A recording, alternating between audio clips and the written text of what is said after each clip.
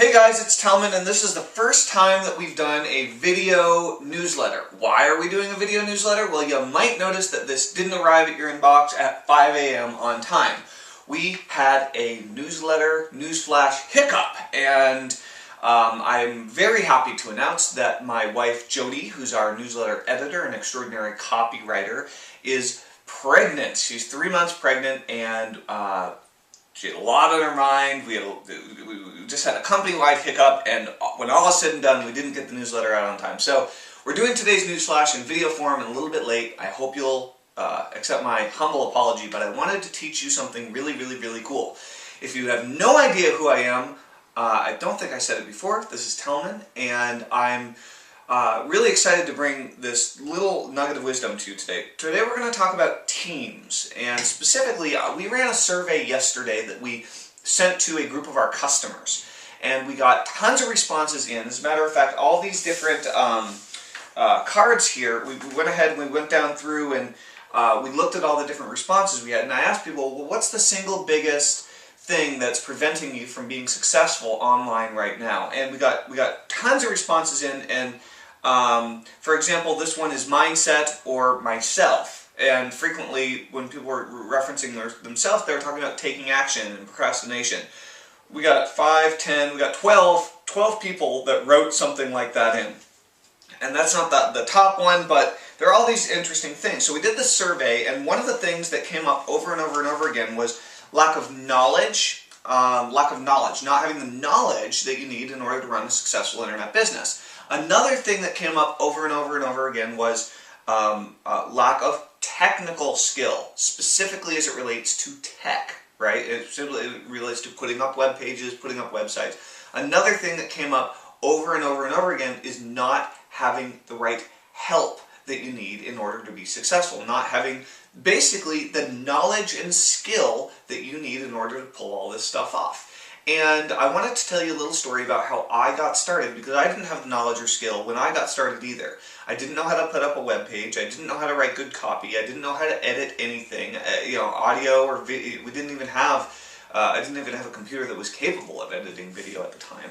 And I didn't even know how to set up a blog. And so what I did was I surrounded myself with a team. I was the visionary. I was the guy with the big idea. And you may or may not be the person with the big idea. But in my case, I was the person with the big idea. And my job was to motivate a group of people to help me achieve my big idea. That was my role. And I knew that was my role. And so what I did was I got 6 other guys. I got a graphic designer, I got a tech guy, I got a blogger, I got a great marketing guy. Some of these names you might recognize. Back when I started List Crusade, over 6 years ago now, Brian Terry, graphic designer extraordinaire was our graphic designer for List Crusade. Brilliant marketing mind, Joe Lavery, was our marketing mind, because I wasn't very good at marketing back then either. I started out not knowing what I was doing. And so I surrounded myself with a team. And I learned a lot about teams then. Now, how did I pay my team? Well, in my case, I paid my team based on percentage. So what we did is I had 7 total people, including myself, and I think that was too many, actually. I'm gonna explain to you in just a few moments the perfect team that you can form, and how it's the most efficient. You'll have the most communication and the highest levels of profit margins possible if you're ready to stop trying to do it all yourself and start making some faster progress by bringing in talent from the outside. Okay, so here's what I did. Got 6 other guys, and so there were 7 of us, and I paid each of us 10% of the money that came in. 10% of the money came in, paid out 10% to each. And that left 30% left, because there were 7 people, so 7 people times 10% is 70%. There was 30% left. The 30% left went back into things like software, hardware, so online and offline software that we needed to run the business, hosting, that kind of stuff, and hardware, meaning specific computers when we needed them. But we didn't need too much hardware because everybody had their own computer, and so we just distributed the different types of computer tasks among different people. So what we did need was education, and so we spent a lot of our money on things like home study courses and other educational programs that we could all then go through to amplify our knowledge and understanding of marketing and business in the online world. And so that's how we grew from nothing, literally nothing, and did almost $1 million. We did about $800,000 in sales our first year without even having a product to sell. We did all affiliate marketing. And so the reason I'm telling you about this is because recently we've gone back to that model in many ways in my company, Overcome Everything. So we have about 20 people. Okay, technically right now, as far as involved in the initiative that I'm going to tell you about, we have I think the number is 16 people. And what happened was, I'm not a great manager. I don't like management, and I'm not very good at it. I don't know a lot about it, and I haven't studied it heavily. I'm a good marketer and a very creative thinker. I have a lot of enthusiasm, but I'm not a great manager. And so as our company has gotten bigger and bigger, we had some problems. And the problems were, number one, I realized one day that we had just as many managers in my company as we had non-managers. We had too many chiefs and not enough Indians in my company. And what that means is we had too many people delegating and not enough people implementing. And what that meant was all of the implementers had multiple people that were barking orders at them all day long. They were overwhelmed, they didn't know how to prioritize, didn't know which way to turn, and it was just a cluster of messiness in my organization. And we had to change the game. So we're going through this transition right now to make ourselves much, much, much more efficient. And we're breaking down into what I call starfish teams. And this is a pretty heavy concept, and it has to do with decentralizing your organization. And so I got this idea originally from The Starfish and the Spider. This is a great book about different ways of thinking about how to create an organization that's virtually unstoppable. I personally prefer going through things in audiobook version. You can do that on iTunes. You can get The Starfish and the Spider by Ori Brofman and Rod A. Beckstrom. But if you just type in The Starfish and the Spider, you can get a copy of the book, or you can get a copy of the audio program. I first learned about this a couple of years ago, and it's been kind of popping around my brain. And what happened was, I recently was just up at Sir Richard Branson's private island, Necker Island, and this was my third visit there. My second visit there, I got married on the island, and Richard Branson was actually the ring bearer. It was awesome. And so if you don't know Richard Branson, he's the guy who created, he's self-made billionaire with a B. He's the guy that created Virgin Records way back in the day, and now has started over 300 Virgin companies. I was thinking about, oh, geez, how do you start all these companies? How do you create such a giant empire of success? And he told me the same thing for 3 years running, and it finally set in my skull. Is he said, I create companies that run better without me there than with me there. I create companies that run better without me there than with me there, and that really made a big impression on me. And so, coming off Necker Island, I decided to reorganize my entire company and create something truly unique and hopefully completely unstoppable. And so what we did is we set up these starfish organizations. And each starfish organization has basically three critical people are necessary, and I call this a trifecta team. And so the idea with a trifecta, I'm not really into horse racing, but if you are into horse racing, you know what I'm talking about here. You can look up trifecta if you want to, and you'll basically find out that a trifecta is when they're having a horse race, and you bet on the number 1, 2, and 3 first, second, and third place finishers in a horse race, and you bet on all 3 of them in a row. And it's kind of like a full house.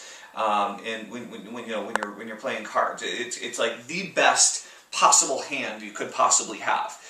So a trifecta is when it's like the ultimate 1, 2, 3, boom, you bet on all 3 of them successfully and you win a ton of cash. And so a trifecta team is set up for you to win a ton of cash as well by having the 3 key components of an internet team available. So here are the 3 components you need to have, and I recommend, if possible, you have no more than this, because that way you will have maximum profits with minimum expenses, whether you're sharing your profits with your team equally, which is a great way to start if you don't have any money, or whether you're paying them salary or have a profit share plan, whatever it is.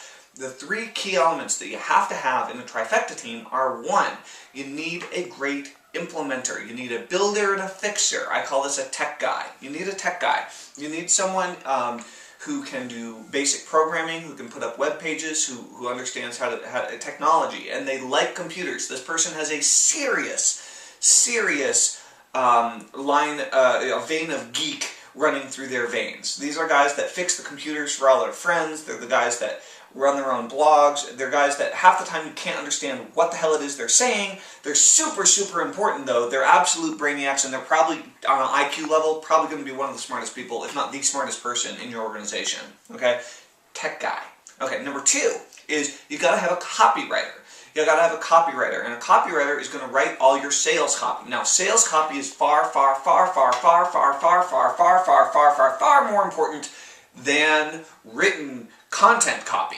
Okay, so you can, however, turn a really great, say, fiction or short story writer into a great copywriter if they're not allergic to money. If they're allergic to money, usually you'll be swimming an uphill battle, and you'll be swimming an uphill battle. You'll be swimming upstream. Fighting an uphill battle, and you'll find that it'll be very frustrating trying to turn an artistic writer into a successful salesperson. But if you have a very creative writer who's ready to make more money and stop making excuses, they quickly can pick up copywriting and sales copy because they already have a mastery of words and emotion and are able to tell great stories. So you need a cool copywriter. That's your salesperson. Okay, your copywriter is your salesperson. They'll be writing your emails, they'll be writing your sales videos, they'll be writing your sales letters, and they'll probably be writing a lot of your blog posts and things along those lines. So you need a copywriter, who's your salesperson. You need an implementer, who's your tech guy, okay, builder and fixer. And the third thing that you need is you need a great project manager. And the great project manager works with the other 2 people to get things done. That when you don't have a skill or a resource in-house, they'll go out and they'll find someone to outsource it to. They pull all the pieces together. They're great with details, and they kick ass with follow-through, and they're really persistent, extremely persistent individuals. They're usually a little bit hesitant to take on an extraordinary amount of new projects, but they do love a new challenge and they do love a new project. So they're kind of middle of the road. They're not usually idea people, meaning they don't usually come up with 25 brand new ideas before breakfast, unlike someone who's more entrepreneurial. Now, the trick is to have the most efficient team. You need to fit into one of these roles. As the entrepreneur, as the visionary of your team, are you the tech guy, the project manager, or the copywriter? Well, the good news is you can learn how to be good at tech.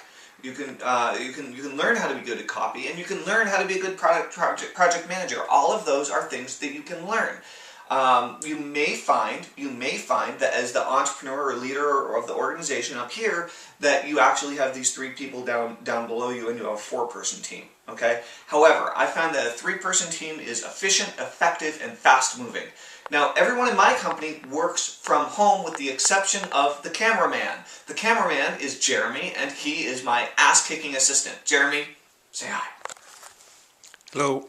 Alright, so he's the only guy that works from my home. And so, because I am completely dysfunctional without someone to help keep me organized. So, the point is, there's this 3-person team, and the 3-person team is extremely effective. Now, the beautiful part is you can have these people all over the world, we have one guy in the UK, and then we have one guy in San Francisco, which is almost like another country. And so the point is that we have people spread out over multiple time zones. We could have people anywhere in the world if we wanted to. And we run completely virtually. So you can too. I got started running completely virtually. I got started giving a percentage of the profits that I generated to the other teammates. The trick is you are responsible to have the vision. You are responsible to want to accomplish something greater, bigger, more exciting than what any of your teammates normally are thinking about on their own. That's your role. That's what you need to do. If you can't inspire them to be part of something greater than they're already thinking about doing themselves, then you don't have a team. They can do it themselves. You need to have a bigger idea than what it is that they have today. So, this is my little lesson for the day. Okay, this is my little lesson for the day. Build a team. You're not going to be able to do it on your own. It's not going to happen. There's an extremely rare case where you can have one individual who's able to make over $1 million a year on their own, completely independently. Very, very, very rare, and honestly, I don't know how to do that. What I do know how to do is start small teams and run a multi-million-dollar company that's completely virtual and incredibly profitable within these small team structures. So I recommend that you take a page from the Overcome Everything book. You seriously consider following up with Starfish and the Spider. I think you'll find it extremely interesting. And if you have a big company, with a lot of employees and you're bogged down and you feel like you can't move fast enough, you feel like there's too much bureaucracy, Starfish and the Spider might give you some insight and some excitement. And if you're thinking about building a independent kind of renegade team that can move quickly, make fast action, and throw off a ton of profits, I gotta tell you, you gotta focus on the Trifecta team, the Trifecta team model. Remember, implementer, copywriter, project manager. Boom, you got it. And that's the name of the game. So this is Tell Me with today's newsflash. I want to know below who's on your team. In the comments below, tell me who's on your team. Are you a one-person team, or do you have multiple people? And what roles do they fill given the Trifecta structure? So thanks so much. I hope this was helpful. Let me know if you liked it. Let me know if you want more of these video news flashes, and we'll talk to you soon.